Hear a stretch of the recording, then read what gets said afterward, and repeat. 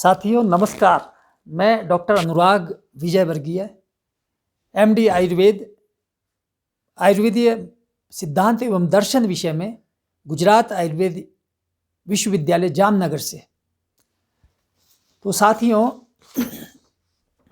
आज मेरा विषय है ज़्यादा करेला जूस नहीं पिएं, नहीं तो नपुंसक हो जाओगे और नपुंसकता का इलाज बहुत महंगा है।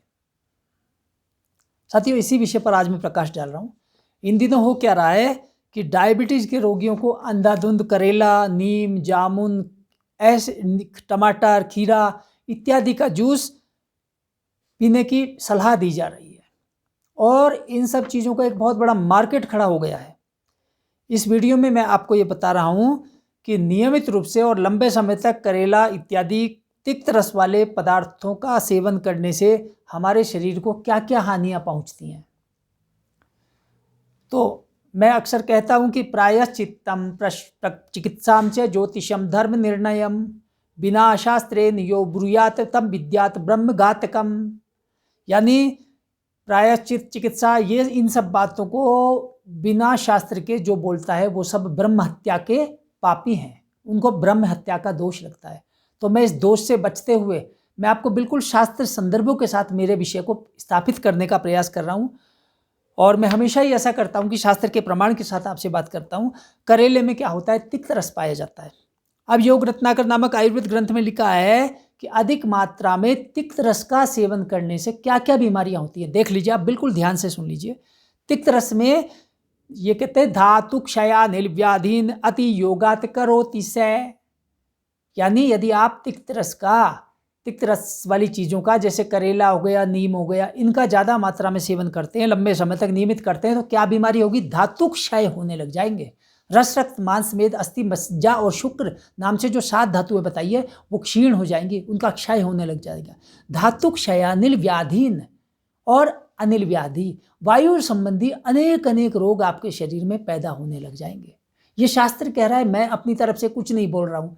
धातु क्षयानिल व्याधीन अति योगात करोति से, तो इसलिए ये कहते हैं और इसलिए आप तिक्त रस का सेवन लंबे समय तक या नियमित रूप से करने में आपको विशेष सावधानियां रखने की जरूरत है।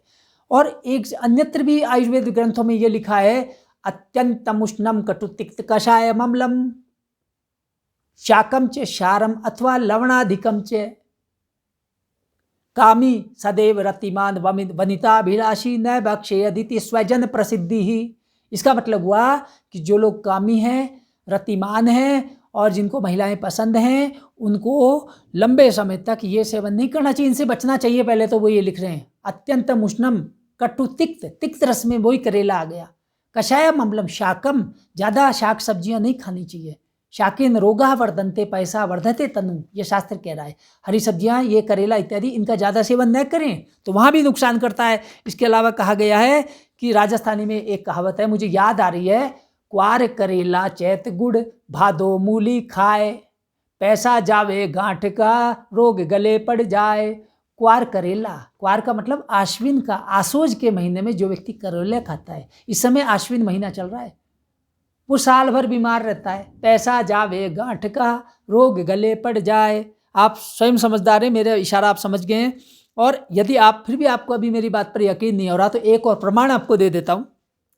वो आयुर्वेदिक ग्रंथ है, बहुत प्रसिद्ध है, कैय देव निघंटु। उसमें लिखा हुआ है, करेले के गुण लिखे हुए हैं, कारवेल्लम सकटुकम कटुपाकम अवातलम और दीपनम भेदनम तिक्तम अवृश्यम अहिमम लघु, ये लिखा हुआ है। इसका अभिप्राय हुआ कि अवृश्य है, यह आपकी यौन शक्ति को घटाता है। अवृश्य का मतलब है आपकी यौन क्षमता को गिराता है, इसलिए ज़्यादा लंबे समय तक हर व्यक्ति को ये अनुकूल नहीं पड़ता है। बहुत सोच समझकर इसका सेवन करें, किसी की बातों में न आए। जब अपना शरीर सबका अलग अलग है, हर शरीर में दूष्यम देशम बलम कालम अनलम प्रकृतिम वय सत्वम सात्म्यम तथाहारम अवस्था च पृथक विदा, इन सबको बारीकी से देख करके ही आप करेला, नीम, इनका सेवन करना शुरू करें। किसी की बातों में न आए। पड़ोसी ने कह दिया आपने करेला शुरू कर दिया, डायबिटीज है, किसी चाची मामी ने कह दिया तो आपने शुरू कर दिया, ये प्रवृत्ति गलत है, इस पर रोक लगनी चाहिए। तो अब ये क्या है कि जैसे ही आप ये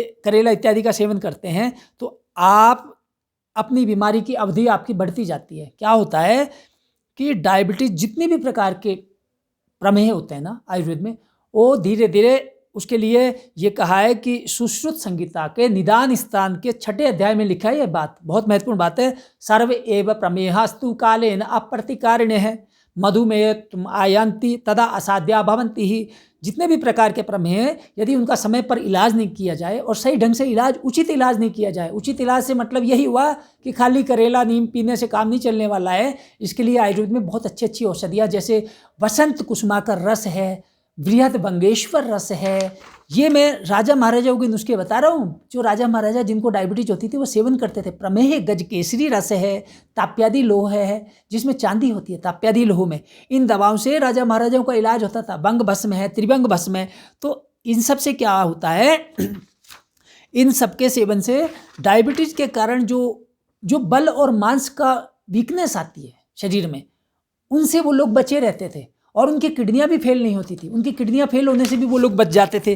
तो अब क्या हो रहा है कि अब बात ये आई कि सभी प्रमेह जो है असाध्य हो जाते हैं, धीरे धीरे मधुमेह का रूप ले लेते हैं। डायबिटीज जितने प्रकार के आयुर्वेद में प्रमेह बताए, उनमें धीरे धीरे यदि समय पर सही इलाज नहीं करो, सही दवा उनको नहीं देते हैं, तो ये डायबिटीज का रूप ले लेते हैं और वो असाध्य हो जाती है। डायबिटीज फिर असाध्य हो जाती है। अब व्यवहार में भी आप देख लीजिए, अब ज़्यादातर लोग, अब मैं कहता हूँ कि ये ऐसी कड़वी चीज़ें जो करेला है, आपका नीम हो गया, गिलोय हो गया, इनका निरंतर और अति सेवन करना बहुत हानिकारक सिद्ध हो सकता है, होता भी है। भूल कर भी लंबे समय तक आप करेले का जूस नहीं पिए। आप यदि पुरुष हैं तो नपुंसक हो जाएंगे, और यदि महिला हैं तो आपकी सप्त धातुएं क्षीण होने लग जाएंगी। मैंने आपको थोड़ी देर पहले यही बात बताई। अनेक प्रकार के वात रोग आपको पैदा हो जाएंगे। आपके शरीर में अनेक प्रकार के पोषक तत्वों की कमी आ जाएगी और अनेक प्रकार की डायबिटिक न्यूरोपैथीज और रेटिनोपैथी और इत्यादि पैदा होने लग जाएंगे। आपके हाथ पैर सुन्ने पड़ने लग जाएंगे। तो लंबे समय तक इनका सेवन करने से क्या होता है, धातु क्षय और बल मांस क्षीण हो जाता है। ये विशेष बात है। तो जब एक बार बल और मांस क्षीण किसी का हो गया तो क्या होता है कि शास्त्र ये कह रहा है, चरक संहिता के इंद्रिय स्थान के 6 अध्याय में ये बात है, बहुत महत्वपूर्ण बात है। वो ये कहते हैं कि गुल्मी च मधुमेही च राजयक्ष्मी च यो नर है अचिकित्सा भवन्ते ते बल मांस परीक्षयात। गुल्म रोगी और डायबिटीज का रोगी और राजयक्षिमा का रोगी, ये रोगी यदि इनका बल मांस क्षीण हो जाता है तो फिर ये अचिकित्सीय हो जाते हैं, यानी लाइलाज श्रेणी में पहुंच जाते हैं। इसलिए आप बहुत सावधानी से ये कड़वी चीज़ों का सेवन करें और किसी की बात नहीं माने, अन्यथा आपके शरीर को हानि होने वाली है। और शास्त्र तो ये कह रहा है, शरीर तो आपका है, वो बहुत कीमती है। पुनर्वित्तम पुनर्मित्रम पुनर्भार्या पुनर्मही। पैसा फिर कमाया जा सकता है, मित्र फिर से कमाए जा सकते हैं, बनाए जा सकते हैं। पुनर्मित्रम पुनर्वित्तम पुनर्भार्या, पत्नी दूसरी भी लाई जा सकती है, मतलब एक का निधन हो जाता है दोबारा शादी कर सकता है व्यक्ति। और पुनर्मही, और जमीन भी आप खरीद सकते हो बार बार। एतत् सर्वम पुनर्लभ्यम, ये सब चीजें फिर से प्राप्त कर सकते हैं। न शरीरम पुनः पुनः, एक बार आपका शरीर का नाश हो गया, बल और मांस का क्षीणता आ गई, तो फिर उसका फिर उसको आप फिर से पहले वाली स्थिति में आप उसको नहीं लौटा सकते। इसलिए बार बार हम कह रहे हैं साथियों, मैं यहाँ पर ना कोई प्रोडक्ट बेचना आया हूँ, ना ही मेरा कोई इसमें स्वार्थ है। और फिर भी यदि कोई मुझसे कोई मतभेद और मनभेद रखता है तो शास्त्रार्थ के लिए खुला आमंत्रण है और उसका स्वागत है। मेरा उद्देश्य तो आपको सजग करना है। न त्वहम कामये राज्यम न स्वर्गम न पुनर्भवम कामये दुख तक्तानाम प्राणिनाम आर्तिनाशनम। और डायबिटीज के बारे में जो मैंने बताया, आप इसके बारे में और अधिक जानना चाहते हैं तो मेरे द्वारा लिखित यह पुस्तक जीवन शैली के रोग और आयुर्वेद, इसे भारत सरकार के गृह मंत्रालय के राजभाषा विभाग के द्वारा 2011 में प्रथम पुरस्कार इसे प्राप्त हुआ और महामहिम राष्ट्रपति श्रीमान प्रणब मुखर्जी महोदय ने इसे पुरस्कृत किया और मुझे यह सौभाग्य प्राप्त हुआ। मैं यहाँ पर इस पुस्तक का लिंक दे रहा हूँ जो कि आपके लिए नितांत उपयोगी सिद्ध होगी। साथियों, आज का मेरा विषय यही विराम देता हूँ। अगली बार फिर किसी नए विषय के साथ। नमस्कार।